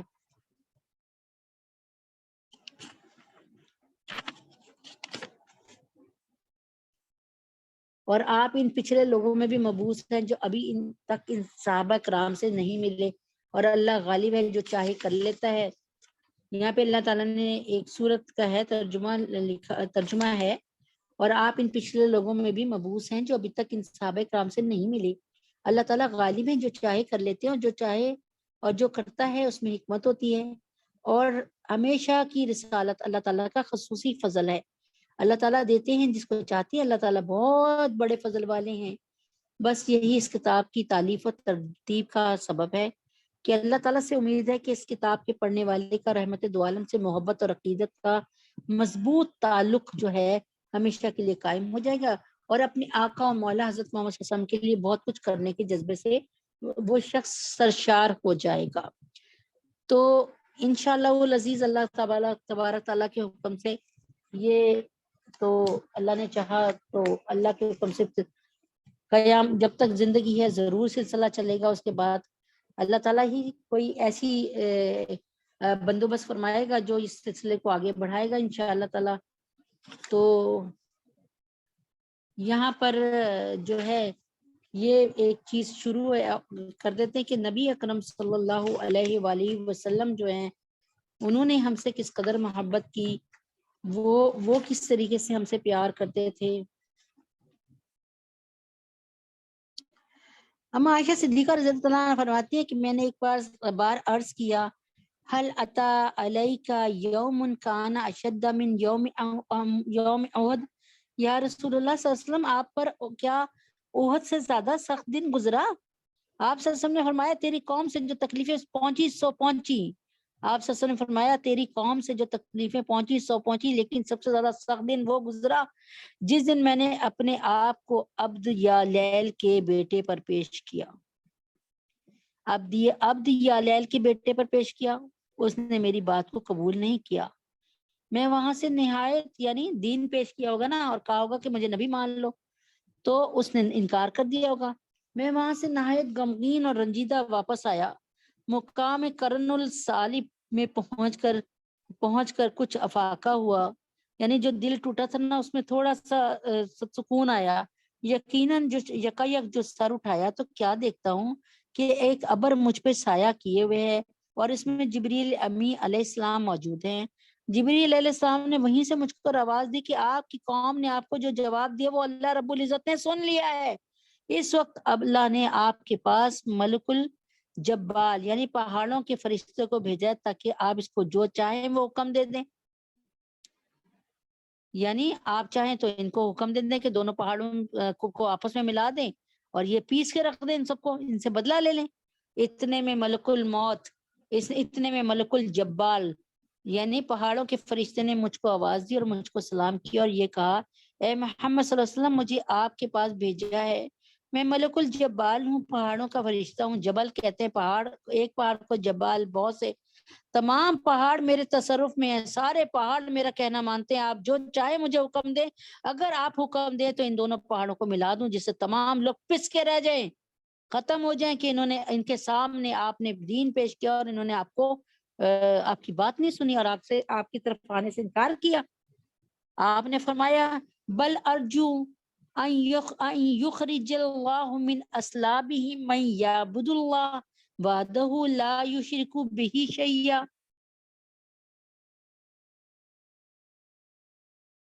میں اللہ سے امید کرتا ہوں کہ اللہ ان کی نسل میں ایسے لوگ پیدا کریں گے جو صرف اس وحدہ لا شریک لہو کی عبادت کریں گے اور اس کے ساتھ کسی ایک کو بھی شریک نہیں کریں گے. صحیح بخاری کی حدیث ہے. یہ اس پاکیزہ ہستی کی مظلومیت کی مختصر سی داستان ہے جو کائنات کے لیے ابر رحمت بن کر آئے تھے، جن کا مخصوص لقب ہی رحمت للعالمین تھا، جن کو قرآن نے رؤوف الرحیم کہا تھا. انہیں کس قدر ستائے گئے، کس قدر تکالیف دی گئے، کس قدر قلبی دکھ دیے گئے، لیکن باوجود سخت سے سخت ایذاؤں کے اس رحمت عالم مجسم نبی اکرم صلی اللہ علیہ وسلم نے ان لوگوں کی ہلاکت اور بربادی کی اس لیے دعا نہیں مانگی کہ یہ لوگ اگرچہ ایمان نہیں لائے مگر ان کی نسل میں سے خدا کے مطیع اور فرمانبردار اور مخلصین اور جانثار پیدا ہوں گے اور اپنی امت کے لیے غمزدہ رہے، پوری عمر غمزدہ رہے اور اصلاح اور ہدایت کے لیے بے چین رہے.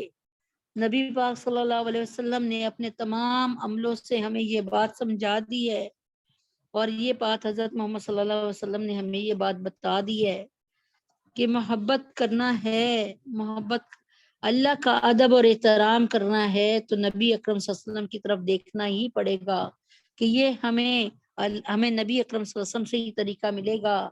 اور اگر اللہ تبارک تعالیٰ کے حکم سے ماں کی محبت سے بڑھ کر کوئی محبت دیکھنی ہے تو پھر نبی اکرم صلی اللہ علیہ وسلم کے عمل کو دیکھنا پڑے گا. چاہتے تو پہاڑوں کے فرشتوں کو کہہ دیتے کہ ہاں اب تم مل جاؤ اور ان کو پیس کے رکھ دو، میں نے ان پر دین پیش کیا تھا اور انہوں نے دین کی بات سننا ہی گوارا نہیں کی تھی. لیکن کیا فرمایا، رو کر فرمایا دل بڑا بوجھل تھا، دل بڑا دکھی تھا. ہمارا کسی سے دل دکھی ہو جائے تو ہمارا دل کرے گا اس کو توڑ مروڑ کے رکھ دیں، لیکن نبی اکرم صلی اللہ علیہ وسلم نے اس بات کو پسند نہیں کیا. اور بلکہ پہاڑوں کا فرشتہ پوچھ رہا ہے، آپ کہیں تو صحیح یہ پہاڑ میرے تابع فرما بردار ہیں، آپ مجھے جس کا حکم دیں گے، جس چیز کا حکم دیں گے میں ویسے ہی کروں گا.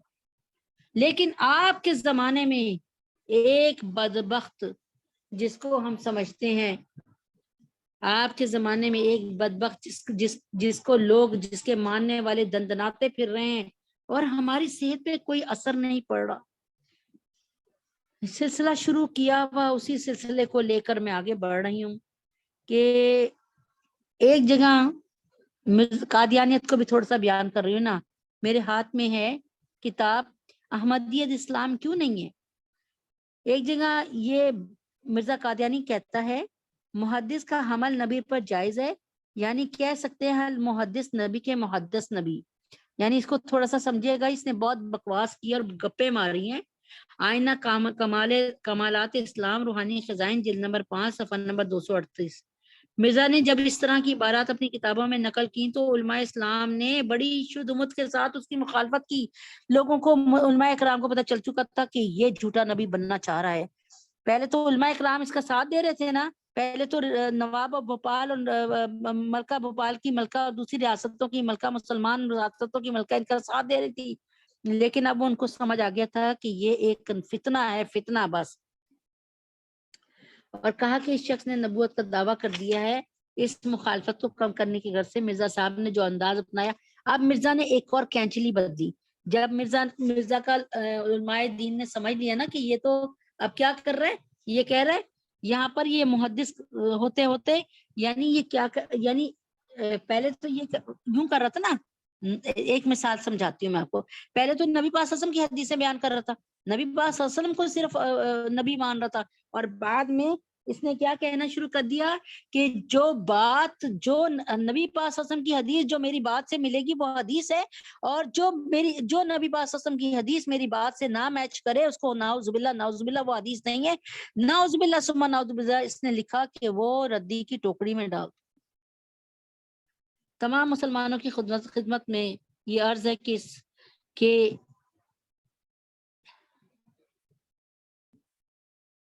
جتنے یعنی کیسے میں آپ کو یہ سمجھاؤں کہ اس کے کیسے کیسے دعوے ہیں.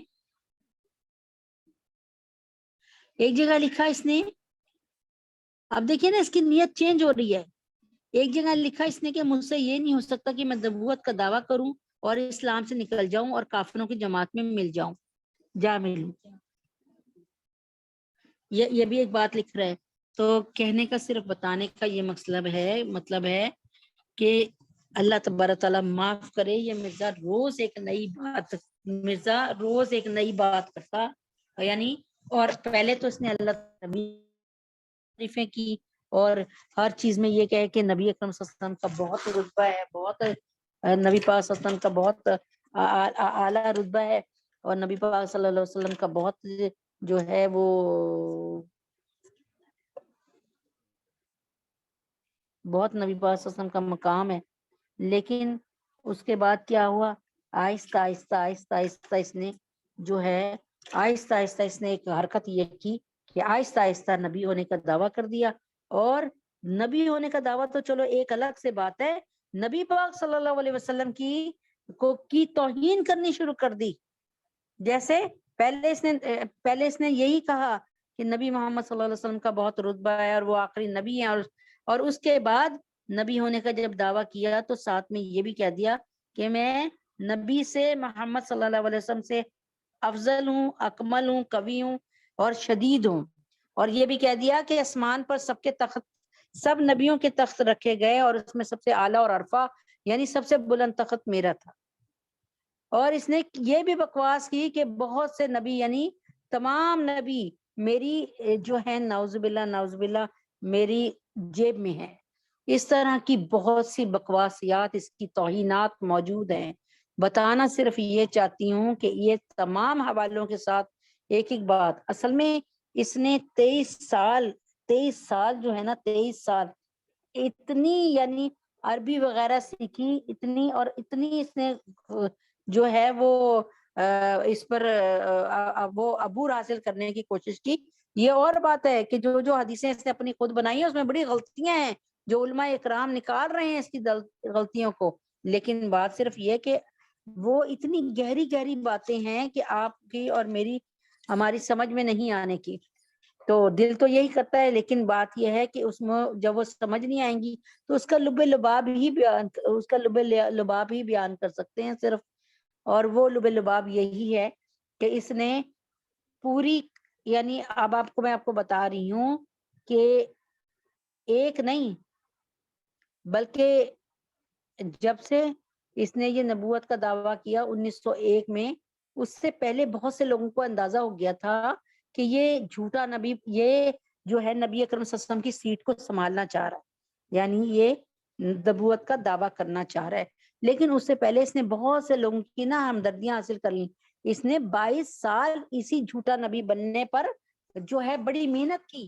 یہ فوراً جھوٹا نبی نہیں بن گیا مرزا قادیانی، یہ فوراً اس نے نبوت کا دعویٰ نہیں کیا. 1878 سے لے کے 1901 تک کو آپ نگالے، 1878 سے لے کے تو یہ 22 سال 23 سال بنتے ہیں. 22 سال 23 سال میں اس نے قرآن کو پڑھا. اس نے قرآن کی آیتوں میں جو آیتیں نبی اکرم صلی اللہ علیہ وسلم کے لیے خاص طور پہ تھی، جیسے غالباً سورہ فتح کی جو آیت ہے نا محمد الرسول اللہ، وہ اس نے کہا کہ یہ جو ہے مجھے ہی اللہ نے کہا ہے کہ مرزا محمد قادیانی کو یہ آیت میرے لیے ہے. دیکھیں بات میں یوں سمجھانا چاہ رہی ہوں، وقت بالکل وہ ہے. دیکھیں میں آپ سے یہ کہتی ہوں کہ آپ لوگ فتنہ قادیانیت کو سمجھیں. دوسری بات، بہت سے لوگ مجھے کہتے ہیں کہ آپ نے شیزان پہ دیکھا کہ کلمہ لکھا ہے لا الہ الا اللہ محمد رسول اللہ. میں نے کہا جی میں نے دیکھا ہے، لیکن لا الہ الا اللہ محمد الرسول اللہ میں جب محمد صلی اللہ علیہ وسلم کا نام آتا ہے تو ہمارے ذہنوں میں حضرت بی بی آمنہ کے اور حضرت عبداللہ کے جگر گوشے کا نام آتا ہے، یعنی حضور پاک صلی اللہ علیہ وسلم کا نام آتا ہے جو کہ سرزمین حجاز میں مکہ میں پیدا ہوئے. ٹھیک ہے، لیکن جب یہ لوگ لا الہ الا اللہ محمد رسول اللہ کہتے ہیں تو ان کا پورا کے پورا مطلب یہی ہے کہ محمد رسول اللہ کون ہے؟ نعوذ باللہ مرزا قادیانی. یعنی اس نے نام بھی اللہ کے نبی کا چرایا. اس نے ان کا منصب چرانے کی کوشش کی، اس نے ان کی خاتم الانبیاء کا عہدہ سنبھالنے کی کوشش کی. میں آپ کو کیا بتاؤں کہ کتنی اس نے اتنی توہینات کی کہ یہاں پر آ کر میں کہتی ہوں ایک بات کہ میں کہتی ہوں مسلمہ کذاب ہوا یا اسود انسی ہوا، میں مانتی ہوں کہ بلا کا بدتمیز اور یہ نافرمان تھے، لیکن جو نافرمانی مرزا قادیانی کر چکا ہے نا، انہوں نے نبوت کا دعویٰ کیا، انہوں نے قرآن مجید کی بہت سی چیزوں کو وہ کر دیا، جیسے مسلمہ کذاب نے کہا کہ ختنے ختم کر دو، یہ فضول چیز ہے، نعوذ باللہ. شراب کو عام کر دیا، زنا کو جائز اور مباح کر دیا، حج کو متروک کر دیا، ختم کر دیا، اور فرض نمازیں صرف رکھی اور باقی نمازیں اڑا دی، یعنی نہ نفل پڑھنے کی ضرورت ہے، نہ سنتیں پڑھنے کی ضرورت ہے، نہ عشاء نماز پڑھنے کی، یہ بھاری نمازیں ہیں، اور فجر کی نماز کو بھی اڑا دیا. اب ایک جھوٹے نبی نے اسلام کو اتنا نقصان پہنچایا. اللہ تعالیٰ فرما رہے ہیں، اللہ کے نبی فرما رہے ہیں، جس نے جان بوجھ کر ایک نماز قضا کی اور پھر جان بوجھ کر، یعنی پھر بعد میں پڑھ بھی لی بے شک، تو وہ ایک حکم جہنم میں جلے گا، 2,88,00,000 سال جلے گا. اللہ تعالیٰ ہمیں دین محمدی کو سمجھنے کی توفیق عطا فرمائے، اور فتنہ قادیانیت سے اللہ تعالیٰ ہماری آگاہی فرمائے، اور پھر آگاہ ہونے کے بعد یقین کرے میں آپ کو کیا بتاؤں، انشاءاللہ تعالیٰ میں آپ کو پچھلے ہفتے کی محنت ایک بچی کی بتاؤں گی، انشاءاللہ اگر زندگی رہی اللہ تعالیٰ بس قبول فرمائے، منظور فرمائے. اللہم صلی علی محمد وعلی آل محمد کما صلیت علی ابراہیم وعلی آل ابراہیم انک حمید مجید. اللہم بارک علی محمد وعلی آل محمد کما بارکت علی ابراہیم وعلی آل ابراہیم انک حمید مجید. ربنا آتنا فی الدنیا حسنۃ وفی الآخرۃ حسنۃ وقنا عذاب النار. ربنا ظلمنا انفسنا وان لم تغفر لنا وترحمنا لنكونن من الخاسرین. ربنا ربنا ربنا ربنا رب ارحمہما کما ربیانی صغیرا. اے اللہ ہمارے ماں باپ پر رحم فرما دیجئے، جن کے زندہ ہیں اور جن کے جا چکے ہیں، اللہ اسی طرح جیسے انہوں نے بچپن میں ہم پہ رحم فرمایا. اے اللہ ہمیں اپنے والدین کے لیے صدقہ جاریہ بنا دیجئے، اور ہماری اولاد کو ہمارے حق میں صدقہ جاریہ بنا دیجئے. یا اللہ یا اللہ، اس وقت بہت خراب وقت ہے، اللہ ربنا ہب لنا من ازواجنا وذریاتنا قرۃ اعین وجعلنا للمتقین اماما. اے اللہ آپ ہمیں قبول فرما لیجئے، اے اللہ آپ ہمیں قبول فرما لیجئے. اللہ تبارک تعالیٰ آپ ہماری پوری بنات صفا کو قبول فرما لیجئے. اے اللہ جو اسلام کے لیے محنت کر رہے ہیں، مستند محنت کر رہے ہیں، اور واقعی اللہ تبارک تعالیٰ اسلام کو صحیح اسلام بنا کر ہی پیش کر رہے ہیں، اور اللہ تبارک تعالیٰ صحیح طور پہ اسلام پر محنت کر رہے ہیں، اللہ تجھے تیرے نبی کا واسطہ ان کے جذبوں کی قدر فرمائیے، اور اللہ پاک ان کا ساتھی اور سہارا بن جائیے، ان کے کام میں خوب خوب برکت عطا فرما دیجئے. اللہ ہمارے اس کام کو بھی قبول فرما لیجئے، ہمارے تمام معاونین اور یہ تمام کے تمام جو سننے والے ہیں، اللہ ان سب کو، اللہ ان سب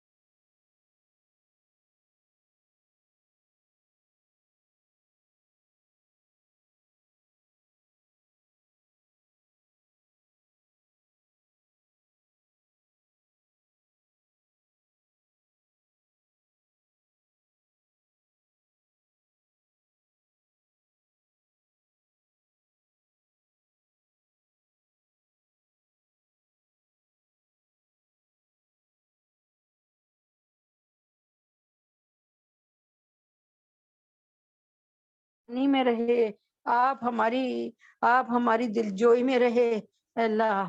سچ تو یہ ہے، حق تو یہ ہے کہ اس کام سے بھی حق ادا نہ ہوا۔ یا اللہ ہم سب کے گناہوں کو معاف فرما دیجئے، یا اللہ ہم سب کی خطاؤں کو درگزر فرما دیجئے، یا اللہ ہم سب پہ رحم فرما دیجئے، یا اللہ یا اللہ یا اللہ کرم فرما دیجئے، یا اللہ تعالیٰ جو بے اولاد ہیں ان کو نیک نرینہ اولاد عطا فرما دیجئے، یا اللہ جو بے اولاد ہیں ان کو نیک نرینہ اولاد عطا فرما دیجئے، یا اللہ پاک آسانی کے ساتھ جو حاملہ ہیں ان کو یا اللہ اپنے حبیب کے طفیل میں جو حاملہ ہیں یا اللہ ان کے لیے حال پر آسانی فرما دیجئے، ان کو آسانی کے ساتھ نیک نرینہ اولاد عطا فرما دیجئے، یا اللہ عائشہ، سونیا، رقیہ باجی، ڈاکٹر نمیلیہ، محسن، اللہ ان کو نیک نرینہ اولاد آسانی کے ساتھ عطا فرما دیجئے، یا اللہ جو بے روزگار ہیں ان کو وسیع روزگار عطا فرما دیجئے، یا اللہ کریم روزی عطا فرمائیے، یا اللہ احمد نعمان نواز صاحب کو کریم روزی عطا فرمائیے، یا اللہ جو بے گھر ہیں ان کو اپنا گھر اپنا در عطا فرمائیے، یا اللہ اہلیہ اعظم شہناز اہلیہ عاشق کو اپنا گھر عطا فرمائیے، یا اللہ جو بیمار ہیں ان کو صحت کاملہ عاجلہ مستمرہ عطا فرمائیے، یا اللہ اپنے حبیب پاک صلی اللہ علیہ وسلم کے طفیل میں تمام علماء اسلام، تمام علماء حق، تمام علماء ہند، تمام علماء پاکستان، اللہ ان کی عزت و جان و مال کی حفاظت فرمائیے، ان کو یا اللہ مفتی تقی عثمانی صاحب، مفتی حسن صاحب، مولانا فضل الرحیم صاحب، یا اللہ پاک پیر ذوالفقار نقشبندی صاحب اور میرے حضرت جی کو یا اللہ صحت کاملہ عاجلہ مستمرہ عطا فرما دیجئے، یا اللہ رسول پاک صلی اللہ علیہ وسلم کے طفیل میں ندیم بھائی کو اور فرد بھائی کو صحت کاملہ عاجلہ مستمرہ عطا فرما دیجئے، یا اللہ اپنے حبیب پاک صلی اللہ علیہ وسلم کے طفیل میں ان پر رحم فرما دیجئے، ان پر کرم فرما دیجئے، یا اللہ حضرت جی کو نازیہ اندلیب طلحہ اور اشفاق صاحب، عبداللہ اور اہلیہ حسین، شازیہ، عائشہ، معظم، نازیہ، جہانگیرہ، محمد عمران صاحب، نازیہ، اللہ ان کو صحت کاملہ عاجلہ مستمرہ عطا فرما دیجئے، اللہ ہماری ایک بہن جو کہ ہماری اس میں ماشاءاللہ پڑھتی ہیں اور بڑا ماشاءاللہ سے بہت حصہ لیتی ہیں، میرے ذہن سے ان کا نام نکل گیا، اے اللہ ان کی آج سرجری ہے ہارٹ کی، اے اللہ ان کو صحت کاملہ عاجلہ مستمرہ عطا فرما دیجئے، یا اللہ ہم سب کے گناہوں کو معاف فرما دیجئے، یا اللہ ہم سب کی خطاؤں کو درگزر فرما دیجئے، یا اللہ اپنے حبیب پاک صلی اللہ علیہ وسلم کے طفیل میں یا اللہ جو بچیاں نکاح کی عمروں تک پہنچ چکی ہیں لیکن ابھی نکاح نہیں ہوا، ان کے نکاح کو آسان فرمائیے، ان کے لیے نیک زوج کا انتظام فرمائیے، یا اللہ امت محمدیہ صلی اللہ علیہ وسلم کی ساری بیٹیوں کے لیے، بیٹوں کے لیے حفصہ، فاطمہ، جویریہ، ام حبیبہ، سدرہ، سبحانہ، حفصہ، سجاد، بینی، شفیفہ، ماہنور، بنات سرور، فخر، عبد المتین، بہتاب، ندا، مصباح، آمنہ، امبر، صدف اور ختیجہ، شائستہ، نمرہ، یا اللہ ان سب کی شادی بہترین اور اچھی جگہ پہ جلد ہو جائے، اللہ اپنے حبیب پاک صلی اللہ علیہ وسلم کے طفیل میں پاکستان کو اسلام کا گڑھ اور قلعہ بنا دیجئے، پاکستان پہ رحم فرما دیجئے، پاکستان کو اسلامی، اخلاقی، معاشی، معاشرتی، سماجی ترقی عطا فرما دیجئے، یا اللہ پاکستان کے تمام قرضے عطا فرما دیجئے، تمام قرضے اپنی ذات سے اتار دیجئے، پاکستان کو ایک آزاد ملک بنا دیجئے، یا اللہ تجھے تیرے نبی کا واسطہ، رسول پاک صلی اللہ علیہ وسلم کا واسطہ، پاکستان کے ساتھ اور پاکستانیوں کے ساتھ جو ذاتی کر رہے ہیں اللہ ان کو ہدایت دیجئے، ہدایت نصیب میں نہیں ہے، چن چن کر جہنم واصل فرمائیے، یا اللہ تجھے تیرے نبی کا واسطہ مہنگائی اور بے حیائی سے ہماری جان چھڑوا دیجئے، اور اللہ پاک ہماری پیٹرول کو اور بجلی کو سستا کر دیجئے، یا اللہ سیلابوں کی جو کیفیت ہے اس سے بچا لیجئے، زلزلوں سے بچا لیجئے، ہر آفات سے، ہر وبا سے، ہر بلیات سے، ہر بیماری سے بچا لیجئے، یا اللہ پاکستان کو حقیقی اسلامی ملک بنا دیجئے، ہم سب کے گناہوں کو معاف فرمائیے، خطاؤں کو درگزر فرمائیے، تینوں حرم کی حفاظت فرمائیے، اس سال زیارت حرمین شریفین کی توفیق عطا فرمائیے، یا اللہ اب ہمیں بلا لیجئے، اب ہمیں بلا لیجئے، اللہ تجھے تیرے نبی کا واسطہ، نبی پاک صلی اللہ علیہ وسلم کے گنبد خضرا کے نیچے آب زمزم پلوا دیجئے، یا اللہ بیت اللہ میں بیت اللہ کو دیکھتے ہوئے آب زمزم پینے کی توفیق عطا فرما دیجئے، یا اللہ اپنے حبیب پاک صلی اللہ علیہ وسلم کے طفیل میں طیب بردگان اور قطر کے حکمران اور جو بھی مسلمان حکمران ہیں ان کی جان مال عزت و آبرو کی حفاظت فرما دیجیے. ہم سب کے گناہوں کو معاف فرما دیجیے. ہم سب کی خطاؤں کو درگزر فرما دیجیے. مولا کریم آقا عظیم ہم سب پہ رحم فرما دیجیے. یا اللہ رحم فرما دیجیے. نہیں بھی فرمانا تو بھی فرما دیجیے. ہم سب کے گناہوں کو معاف فرما دیجیے. وصلی اللہ تعالی علی خیر خلقہ محمد وعلی آلہ واصحابہ وآل بیتہ وازواجہ وذریاتہ اجمعین برحمتک یا ارحم الراحمین. سبحان ربک رب العزت عما یصفون وسلام علی المرسلین والحمد للہ رب العالمین. السلام علیکم ورحمۃ اللہ وبرکاتہ.